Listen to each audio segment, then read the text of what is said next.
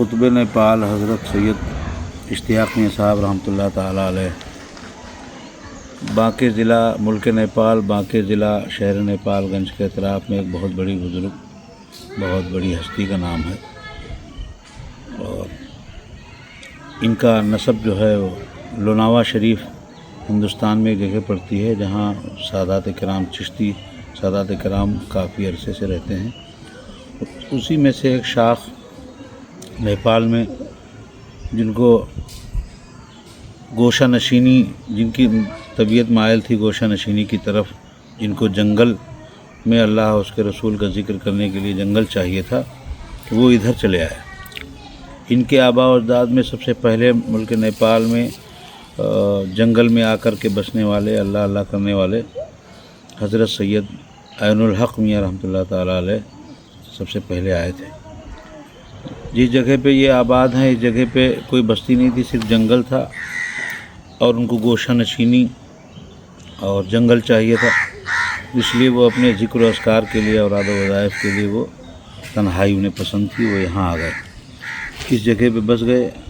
باقی ضلع میں جو کٹھار پوروا شریف پڑتا ہے، یہاں کے رہ گئے، پھر ان کی اولاد یہیں پھولی پھلی۔ سید عین الحق میاں رحمۃ اللہ تعالیٰ علیہ جو لوناوا شریف سے آئے تھے، ان کی اولاد میں پڑھتے ہیں حضرت سید اشتیاق میاں صاحب۔ ان کی سید عین الحق کے بعد میں سید بہاء الحق میاں، سید امین الحق، اور یہ سب کئی لوگ افراد ہوئے ہیں۔ حضرت اشتیاق میاں صاحب قبلہ ایک بہت بڑی شخصیت کا نام ہے، جن کو قطب نیپال بھی کہتے ہیں۔ ملک نیپال کی قطبیت کے منصب پر وہ فائز تھے، اور ان کا نسب نامہ یہی ہے کہ وہ لوناوا شریف جو حضرت سید خواجہ عبدالغفور رحمۃ اللہ تعالیٰ علیہ کے آباء و اجداد، جو لوناوا کا جو شجرہ ہے وہ یہی انہی کا وہی شجرہ ہے، یہ اسی میں سے ایک شاخ یہاں آئی ہے۔ سید اشتیاق میاں صاحب رحمۃ اللہ تعالیٰ علیہ اپنے وقت کے بہت جلیل قدر اللہ کے ولی تھے، اور اس علاقے میں انہوں نے ہی اسلام کا چمن، اسلام کی بنیاد ڈالی تھی۔ یہاں جنگل تھا، جس جگہ پہ اب گاؤں یہ کٹھار پوروا شریف ہے، یہاں پہ صرف جنگل تھا۔ حضرت سید اشتیاق میاں صاحب رحمۃ اللہ تعالیٰ علیہ کے زمانے میں ہی یہاں پر اسلام کی داغ بیل پڑی، اور اطراف و جوانب میں جو اسلام پھولا پھلا، یہ حضرت سید اشتیاق میاں صاحب رحمۃ اللہ تعالیٰ علیہ کی محنت شاقہ تھی۔ انہوں نے اللہ اور رسول کے لیے اپنی زندگی کو وقف کیا تھا۔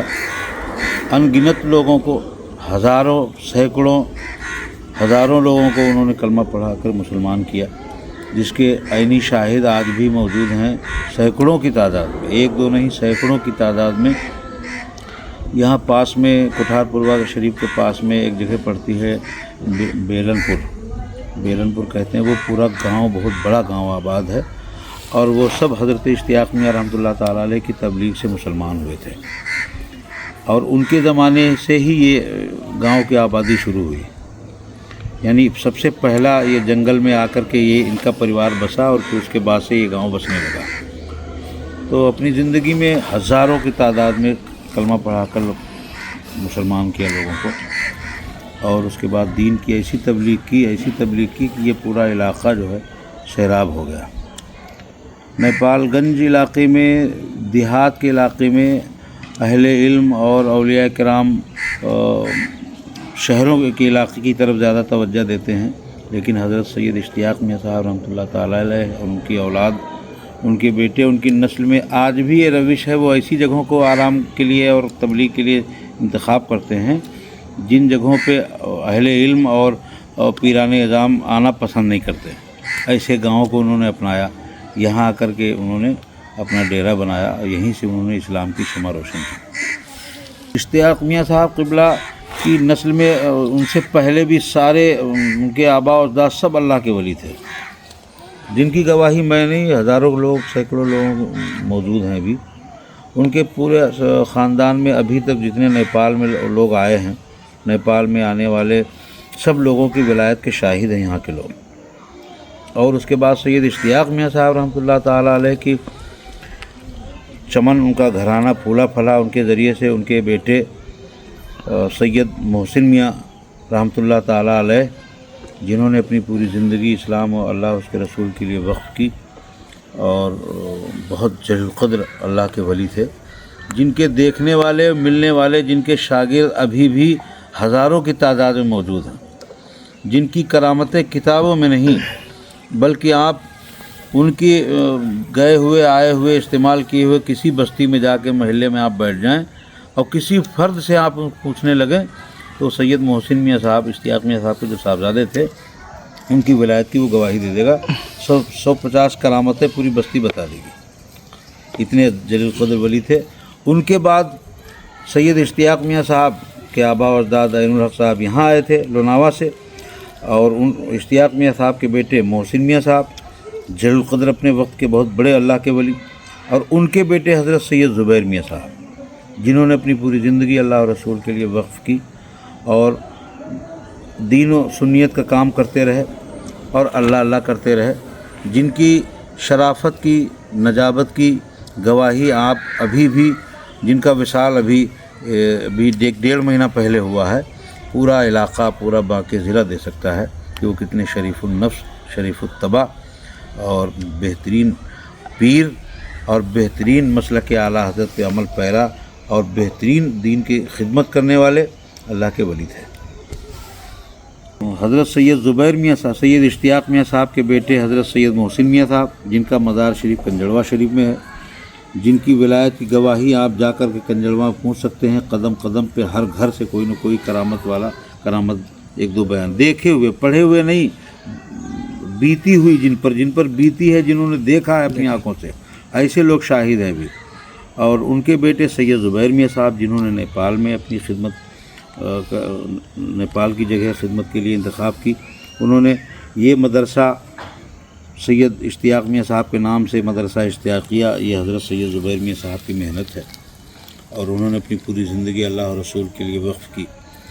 और इश्तियाक़ मियाँ साहब के साहबजादे सैयद मोहसिन मियाँ साहब, सैयद मोहसिन मियाँ साहब के साहबजादे इश्तियाक़ ज़ुबैर मियाँ साहब, ज़ुबैर मियाँ साहब के बाद उनकी गद्दी और उनके मसनद पर कुतुब नेपाल सैयद इश्तियाक़ मियाँ साहब की मसनद पर तशरीफ़ फरमा हज़रत सैयद रियाज़ मियाँ साहब, जिनके अंदर बेपनाह दीन का काम करने का जज्बा है, हौसला है, और एकदम हज़रत की गद्दी पर बैठने के बाद, उस मनसब, उस पोस्ट पर बैठने के बाद एकदम जो तब्दीली और जो हालात आपके बदले हैं, वो हम लोग क्योंकि जो क़ुर्ब जवार में रहते हैं वो इस बात से वाकिफ़ हैं कि तबीयत, दिल, दिमाग सब अल्लाह पाक ने उनका सही रास्ते पर रख दिया और वो बेपनाह दौड़ धूप करते हैं खानक़ाह को का पैगाम दूर तक पहुंचाने के लिए, दीन की तबलीग के लिए रात दिन मसरूफ़ अमल हैं।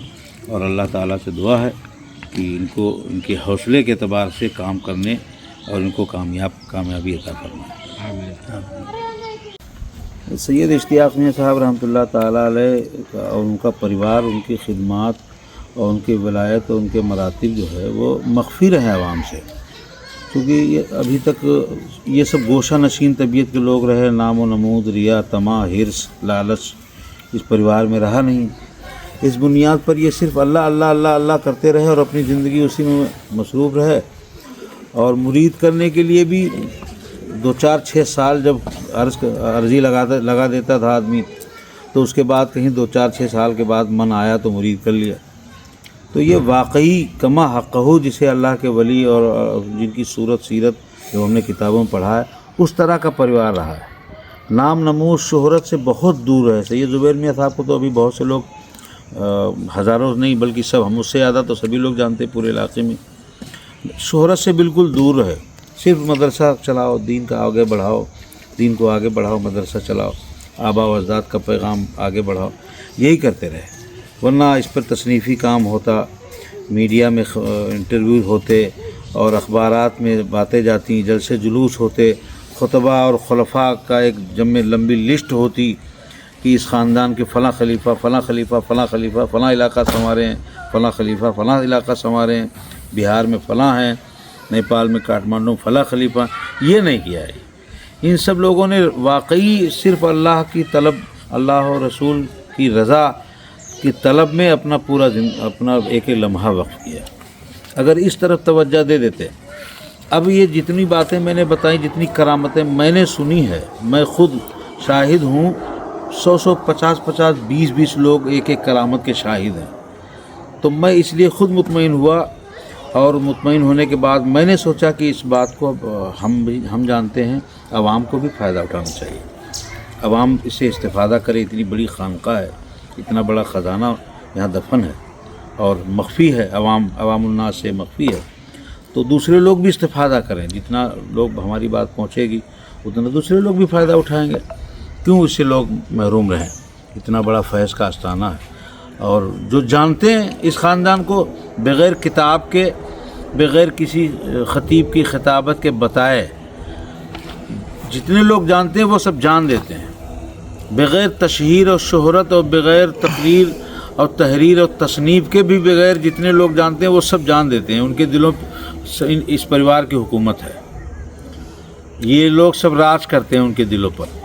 اور ایک ایک آدمی 10 کرامتیں دیکھنے کا شاہد ہے بغیر کسی پرچار کے. آپ ان سے ملیے، ان لوگوں کو جاننے والے لوگوں سے ملیے تو وہ بتائے گا.